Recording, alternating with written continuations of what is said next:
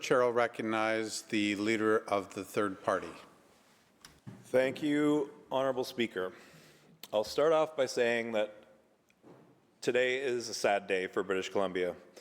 This government has made a critical mistake, easily surrendering an important tool in the ongoing fight against climate change, which is the consumer carbon tax. Back in 2008, BC was a world leader when we introduced this tax. We set an example for others to follow. And until recently, the NDP government defended the importance of this tax as a key part of our climate strategy. Now, with the proposal to cancel the tax, a lot of questions remain, questions that haven't been answered. How will this government follow through on their promise to reduce emissions? And I'm not just talking about a promise, I'm talking about a responsibility that we all have. How will they offer financial support to those most affected by the climate crisis?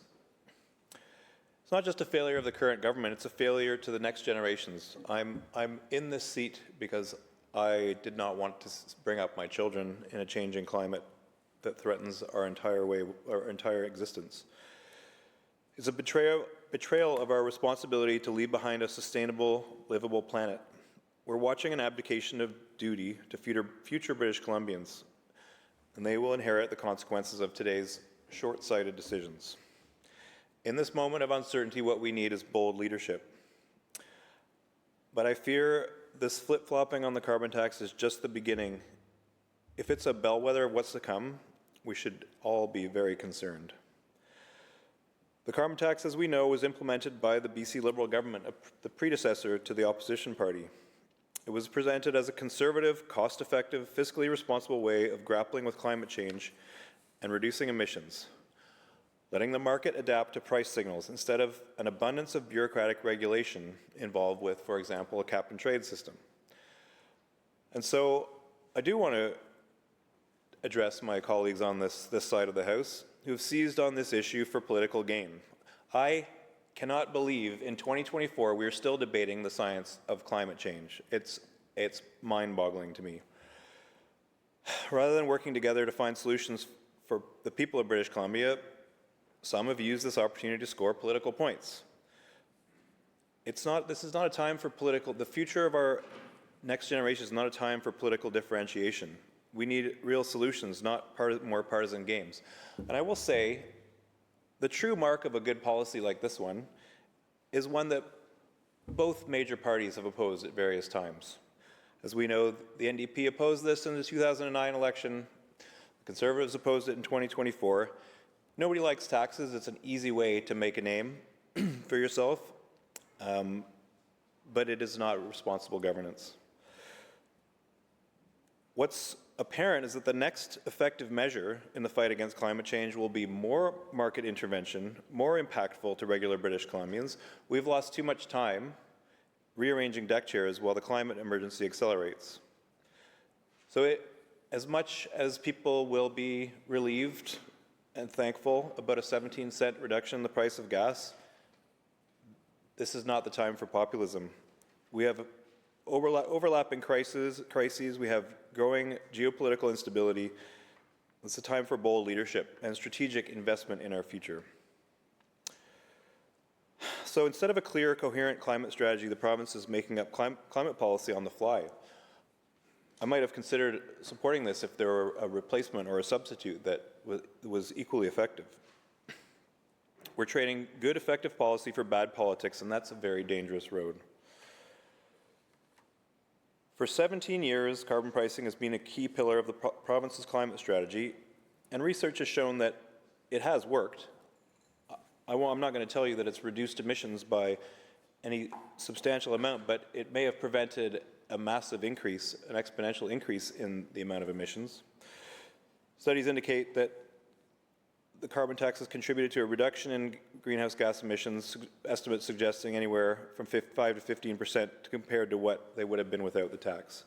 That may not be a roaring success, but it is the right direction. Carbon tax has also been linked to cleaner air. Reduction in air pollution, particularly in fine particulate matter, has led to significant health improvements. Reductions of 5 to 11% in air pollution do have health cost benefits. So what does this mean for the future of climate action in our province? How can we claim to be serious about climate change if we're willing to walk away from one of the most effective tools we have? I sympathize with families bearing the costs. However, we can't talk about families bearing the costs without talking about the rebates that low and middle income families are getting. Between 65 and 80% of British Columbians and Canadians are getting more back than they put in. The carbon tax may never have been a panacea, but it did encourage low carbon patterns of behavior. It did encourage us to incentivize us to live a lower carbon life. And as much as I dislike paying taxes like anybody else, they are the cost. In this case, they are the cost of a planet that can actually sustain us. And the rebates were the reward for responsible use of a finite resource. So in response to concerns about canceling the consumer carbon tax, the Premier has said that the government will ensure big polluters pay their fair share. But when we look at the details, and certainly not in this bill, it's hard not to notice the plan is vague and the promises are unclear. Last year, the government introduced a new carbon pricing system for large industrial emitters, known as the Output-Based Pricing System, or OBPS. And I will note that while consumers contributed $3 billion in carbon tax, these large industrial polluters contributed $200 million. That is an incredibly disappointing gap that British Columbians, yes, have been forced to absorb while corporations skate away essentially with nothing, with very little tax. So I'll call it the output-based pricing system, OBPS. It exempts right off the bat 65% of oil and gas emissions from carbon pricing. Just, you know, all the families in British Columbia have to pay starting from zero, but for industry, we'll just write off the first 65%. And then even that's only after the first 2 years of operation. This is a huge gift to industry. Exempting emissions during the first 2 years, in particular the startup phase for an LNG plant, when they're flaring massive amounts of methane and the emissions are through the roof, they are just exempted. Of what's left to pay in the carbon tax, up to half can instead be met through loopholes called compliance mechanisms. Companies can use bank credits from previous years, credits purchased from other companies, and most problematically, carbon offsets. Carbon offset projects are a license to pollute. Companies can spend much less than they would otherwise pay in carbon tax on cheaper projects that allegedly reduce emissions elsewhere, somewhere else on the planet, including forest conservation and agriculture projects. Some of these, no doubt, reflect worthy objectives, but it's not clear that they actually reduce emissions as claimed. Indeed, offset projects have proven to be a form of greenwashing. A decade ago, BC's Auditor General slammed the government for claiming offsets for projects that would have happened anyway through bona fide emissions reductions. A more recent inquiry into global offset projects found that a large share of corporate offset projects were, quote, likely junk. These are not the kinds of solutions we need. This is not the type of climate policy our future and our children's future and our grandchildren's future hinges on. BC still has the potential to be a climate leader. We're blessed with natural resources, a rich environment, and the innovative spirit needed to tackle this crisis head-on. But under the current government, we've missed every climate target, and our emissions continue to rise. The latest climate accountability report for our province shows only very minor progress. With less than 5 years to cut emissions by 37% to meet our 2030 target, it's clear time is running out. Briefing notes released earlier this year for the Minister of Environment and Parks reveal a troubling truth. According to this government, achieving Clean BC goals are, quote, no longer accurate or workable, end quote. This government has overseen a 44% increase in BC's gas production between 2017 and 2023. And with more LNG projects set to come online next year, oil and gas production will rise even further. As with the cancelling of the carbon tax, this government has failed to explain how expanding LNG fits with its goal to reduce, with our collective goal to reduce emissions. Across Canada, we're seeing dangerous trends. The leader of the Conservative Party has promised to axe the industrial carbon tax, and I'll note the opposition has called for the same. It's a slippery slope. Alberta Premier is considering killing its industrial carbon tax, and Saskatchewan Premier is already taking steps to reduce the industrial price to zero. Sounds familiar. If these trends take hold, we could be looking at a future where polluters are let off the hook and climate action is set back by decades. We don't have decades to spare. Can British Columbians be confident this government won't scrap the industrial carbon price altogether, just like they're considering with the consumer carbon tax? Can we trust that politics won't once again undermine good policy and solid climate action? This is not the future we want for British Columbia, Honourable Speaker. The climate crisis is real. The actions we take now will shape the world our children inherit. We can't afford to go backward. We need to continue moving forward with policies that reduce emissions, clean our air, and protect our health. While it may not have been in their top 3 issues, British Columbian voters are deeply concerned about the impacts of climate change, and they have every reason to be. The World Health Organization has declared climate change the greatest existential threat to global health, and here in British Columbia, we're already living with the consequences. Severe wildfires, prolonged droughts, catastrophic flooding, and escalating health issues. These are not abstract policy challenges. They're not one-off events that have uncertain science behind them. They are happening right now in our communities, affecting lives and livelihoods. I'm concerned that we as a human species have a hard time grappling with this long-term, slow-moving problem. And it's showing in this House, Mr. Speaker. But the cost, we talk about the cost and taxing people into poverty, but the cost of inaction is beyond compare with the cost of the carbon tax. 2021 alone, extreme weather events in BC resulted in losses of up to $17 billion. The heat dome led to the loss of 619 lives. These are real people, our neighbors, our friends, and our loved ones. Faced with this mounting existential threat, British Columbians are not standing idly by. They're taking action. Many people are investing in electric vehicles, making the switch to cleaner transportation. Households and businesses are installing solar panels, heat pumps, and other energy-efficient technologies to reduce their reliance on fossil fuels and lower their carbon footprints. Across the province, British Columbians are demonstrating their commitment to building a sustainable future. British Columbians have been vocal in their demand for stronger climate policies. Grassroots movements, environmental organizations, and youth activists have organized rallies, protests, and campaigns to push this government to take more ambitious action on climate. These efforts are clear. They're calling for stronger regulations, more effective policies, and more commitment from the provincial government. They're not calling for the scrapping of carbon pricing and rebates. Nonetheless, average British Columbians aren't responsible for the lion's share of climate emissions. The oil and gas industry is responsible for more than 1/4 of BC carbon emissions. And while we don't like to talk about it, wildfires are creating emissions many times greater than our economic activities, and that will only compound as climate impacts accelerate. All governments have been accused and criticized for being in bed with fossil fuel companies. Last year's expose about a former NDP staffer working for TC Energy brought this issue into the public realm.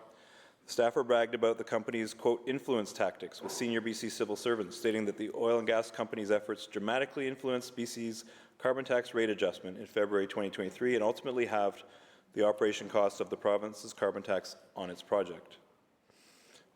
This is what happens when corporate interests outweigh the public good. It's critical that the BC government stop pandering to the oil and gas industry, the very industry that is causing climate change. It must act in the interests of all British Columbians, not just powerful corporate lobbyists. In the face of escalating climate destruction, what we need more than ever is strong government leadership. More stringent carbon pricing on the fossil fuel industry, a cap on oil and gas emissions, and a moratorium on new fracking and LNG projects. This is not all about saying no and no more. This is about electrifying our economy, and contrary to popular belief, we can make enough electricity to do this. We have to rapidly scale up renewable energy sources like geothermal, wind, and solar. They will not only reduce our carbon footprint, but also make us less dependent on the volatility of international markets. Despite all the evidence in front of us, in the face of economic and geopolitical uncertainty, the government has chosen to capitulate to the demands of the fossil fuel industry. Recently, this government has chosen to fast-track extractive industries like LNG and scrap effective, evidence-based policies that effectively address the climate crisis. How are these actions any different from US President Donald Trump's drill baby drill? It's clear that the oil and gas industry is seizing this moment to call for the unraveling of all the progress we've made. Oil and gas CEOs recently called on the federal government to declare a Canadian energy crisis and use emergency powers to help speed the development of fossil fuel projects like pipelines in, quote, the national interest. Does this government see what's at stake? Can they see they're setting a dangerous precedent, one motivated by poor politics rather than sound policy? What else can British Columbians expect from a government willing to sacrifice long-term environmental health for short-term political gain? Mr. Speaker, the people of British Columbia deserve better than this. They deserve a government that's willing to act boldly and decisively on climate change. They deserve leadership that will prioritize the health of our communities, the safety of our children, and the future of our planet. And I will remind this House, this is not about saving our planet. Our planet will be just fine. This is about saving our societies, our civilizations, and our species, and the ability of our ability to live on this planet. This government used to say all the right things about climate change and promise bold actions. Until recently, the Premier defended the carbon tax, firmly stating, here in BC, we believe very firmly that part of the climate solution includes recognizing that carbon has a price. And it's been pointed out already that when the Conservative leader wrote a letter asking for support, he got a reply calling it a baloney factory, which I fully agree with. Now the Premier's words ring hollow. How much more flip-flopping will we see? It's become clear that this government is no longer focused on evidence-based policy, but instead chasing votes, and I will say chasing the ideas of the opposition around this House. In doing so, they're sacrificing long-term climate action for short-term, I'll say it one more time, political gains. Meanwhile, communities across BC continue to suffer the consequences. Wildfires, heat domes, floods, droughts are here right now, wreaking havoc on our homes, our health, and our lives. And yet, we still, 17 years after the installation of the carbon tax, we still lack a clear, effective plan to reduce emissions and prepare for the future. Clean BC, as we've pointed out today, is aspirational. It is not achieving the results that we need. So I urge this House to think carefully about the choices we're being asked to make today. We need to scrap political convenience for the long-term benefits, including economic benefits, of a cleaner, healthier, and more sustainable future. As I said, my heart is pretty heavy about this today. 17 years of climate leadership will disappear potentially in a few hours. I'm worried that more tragic days are in our future under this climate leadership. Honourable Speaker, there's no way in good conscience I can support this bill without a better option being put in front of this House. Thank you, Honourable Speaker.